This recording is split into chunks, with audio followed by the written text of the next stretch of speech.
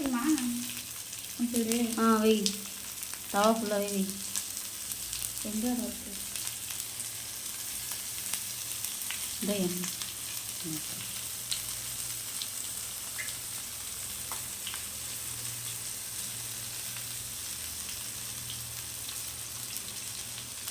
சென்டரில் வை.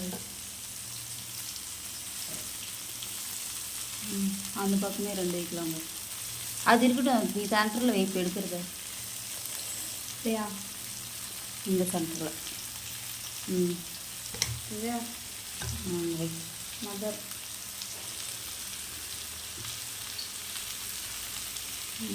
கரண்டி எடுத்துக்கோ. Wow, very nice.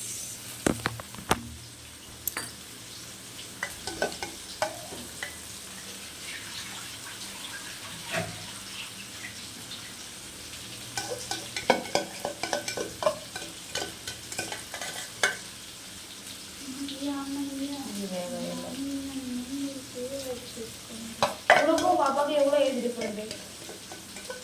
அது நிறைய. எவ்வளோ? உனக்கு எத்தனை வயசு? 24. பாப்பாவுக்கு எத்தனை? 9. எவ்வளோ ஏஜ் டிஃப்ரெண்ட் வருது? 10, 11, 12, 15. நான் 11th படிக்கும்போது பிறந்தா. அப்படிதான் இல்லை. 9னா 24லேருந்து 9 மைனஸ் பண்ணணுமா? 15 வயசு இல்லைன்னா 16 வயசு. 24லேருந்து 9 மைனஸ் பண்ணணும் தானே? தோசை பண்ணுறீங்கம்மா. அப்போலாம் எவ்வளோ ஏஜ் டிஃப்ரெண்ட் வருது? என்னப்பா இப்போ உனக்குலாம் கல்யாணம் முடிஞ்சு உன் பிள்ளையெல்லாம் பெரிய பிள்ளை ஆயிடுச்சுன்னு நினச்சிக்கலாம். பெரிய இப்போ ஒரு 5th 6th படிக்குதுன்னா இப்போ நான் எப்படி இருக்கிறேனோ அதே ஏஜில் தான் பாப்பா இருக்கேன். உனக்கும் 6th 5th ஒரு குழந்தை இருக்கும்போது புரியுதா? சத்தியமா அதை விட பெரிய பிள்ளையா இருக்காங்க.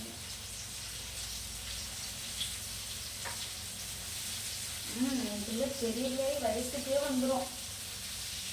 இப்போ கல்யாணம் எனக்கு பண்ணியிருந்தா இப்போ கரெக்டாக ஒரு 15 வயசு இன்னும் 15 வயசு அப்போலாம் இப்போ ஒன்று பண்ணி உனக்கு இந்த இப்போ குறைச்ச வயசுல கல்யாணம் பண்ணிக்கலாம்னு நினச்சிக்கேன். அவங்க பாப்பா ரொம்ப குட்டியாக தெரியல தெரியுமா இடத்துல. இன்னும் இப்போ கூட உங்கள் பாப்பா கொஞ்சம் கல்யாணம் ஆகிறதுனால எதுவும் தெரியல. இப்போ உனக்கு முன்னாடியே 21 வயசு வந்து அவ்வளோப்பட்டிருக்காங்கன்னு சொல்றியா?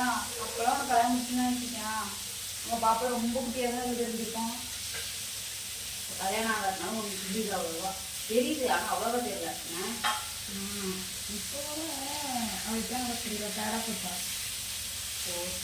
போச்சு. உனக்கு கல்யாணம் ஆகுதுல 5th வந்துடுவல்ல. அப்படின்னாலும் எனக்கு எப்படி 24 முடிச்சு 25 தான் கட்டிப்பாங்க. 10 வருஷம் பிப்ரவரி முடியுது. பிப்ரவரி இப்போ இந்த இவர் தான் ஃபிக்ஸ் ஆகிடுச்சு அப்படின்னா பிப்ரவரி எண்டில் மார்ச்சோட முடிச்சிடலாங்க.